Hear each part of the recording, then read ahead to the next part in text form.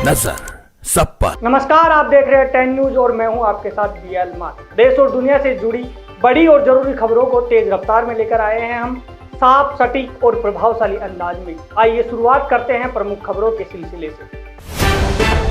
अहमदाबाद में हुए plane crash की जांच में एक चौंकाने वाला खुलासा सामने आया है। एयरक्राफ्ट एक्सीडेंट इन्वेस्टिगेशन ब्यूरो की रिपोर्ट के अनुसार बोइंग 787 ड्रीमलाइनर के दोनों इंजन में फ्यूल सप्लाई कंट्रोल करने वाले स्विच टेक ऑफ के बाद बंद हो गए थे। इससे इंजन बंद हो गए और विमान क्रैश हुआ। रिपोर्ट के अनुसार विमान में कोई तकनीकी खराबी नहीं पाई गई, जिससे अब यह सवाल उठ रहा है कि आखिर फ्यूल स्विच क्यों और कैसे बंद किए गए। रिपोर्ट कभी भी सार्वजनिक की जा सकती है।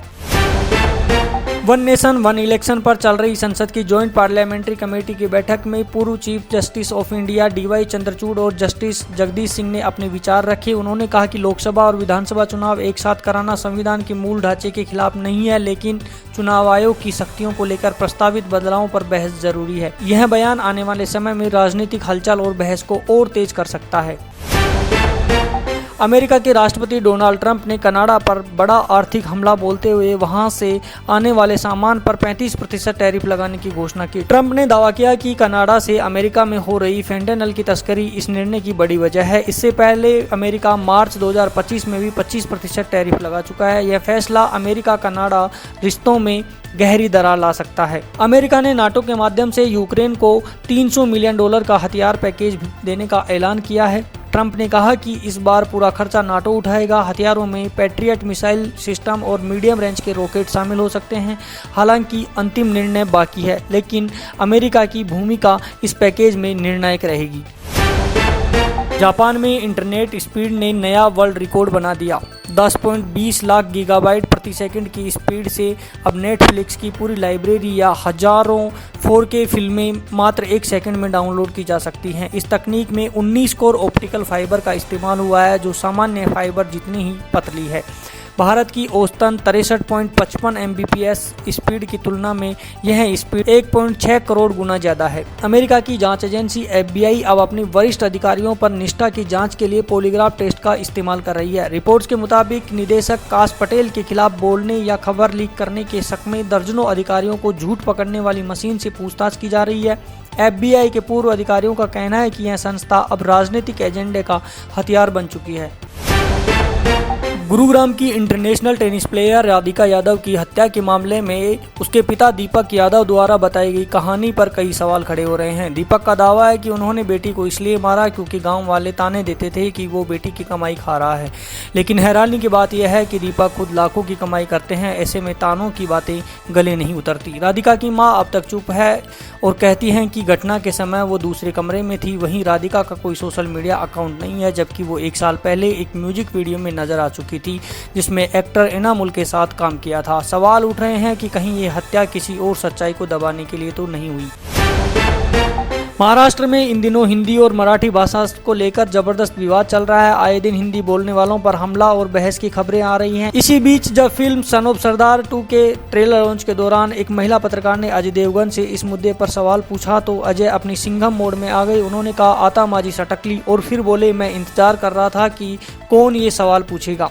अजय के जवाब पर वहां मौजूद लोग हंसने लगे, लेकिन संदेश गंभीर था। इस मुद्दे पर कुछ सितारे बोलने से बच रहे हैं, जबकि शिल्पा शेट्टी ने खुद को महाराष्ट्र की मुलगी बताते हुए केवल इतना कहा था, माला मराठी ये थी। भाषा की राजनीति अब सिनेमा के मंच तक पहुंच चुकी है और बहस गर्म होती जा रही है। कर्नाटक हाईकोर्ट ने कन्नड़ भाषा को स्कूल में अनिवार्य करने के फैसले पर केंद्र और राज्य सरकार को नोटिस भेजा है। कोर्ट ने 3 हफ्तों के भीतर जवाब देने को कहा है। CBSE और अन्य सिलेबस वाले स्कूलों में कन्नड़ की पढ़ाई को अनिवार्य करने पर सवाल उठ रहे हैं। कोर्ट ने सरकार को चेताया कि अगर जवाब नहीं दिया गया तो अंतिम राहत देने पर विचार किया जाएगा। भारतीय एस्ट्रोनॉट शुभांशु शुक्ला अब 14 जुलाई को धरती पर लौटेंगे। उन्हें 10 जुलाई को वापस आना था, लेकिन मिशन की अवधि 4 दिन बढ़ा दी गई है। शुभांशु 25 जून को एक्शन मिशन के तहत स्पेस में भेजे गए थे और उन्होंने अंतर्राष्ट्रीय अंतरिक्ष स्टेशन से कुछ तस्वीरें भी साझा की थी। नासा ने अब वापसी की तारीख की पुष्टि कर दी है। राजस्थान के बीकानेर जिले में राज्य का पहला गर्ल्स सैनिक स्कूल शुरू होने जा रहा है। कोलकाता बेस्ड उद्योगपति पूनम चंद राठी ने इसके लिए 108 करोड़ की संपत्ति दान की। यह स्कूल भारत पाकिस्तान सीमा के पास जमाल शहर गांव में बनेगा।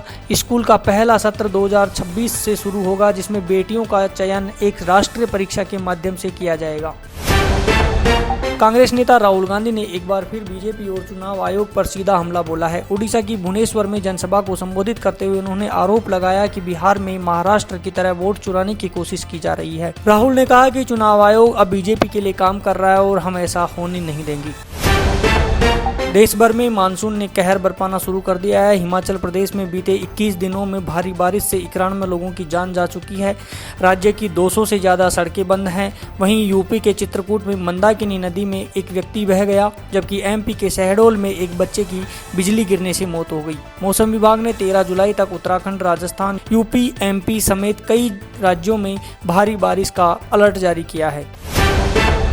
भारत और इंग्लैंड के बीच लंदन के लॉर्ड्स स्टेडियम में खेला जा रहा तीसरा टेस्ट मुकाबला रोमांचक मोड़ पर है। इंग्लैंड ने पहली पारी में 387 रन बनाए। जवाब में भारत ने दूसरे दिन का खेल खत्म होने तक 145 रन पर 3 विकेट गंवा दिए। केएल राहुल और सरफराज खान क्रीज पर डटे हुए हैं।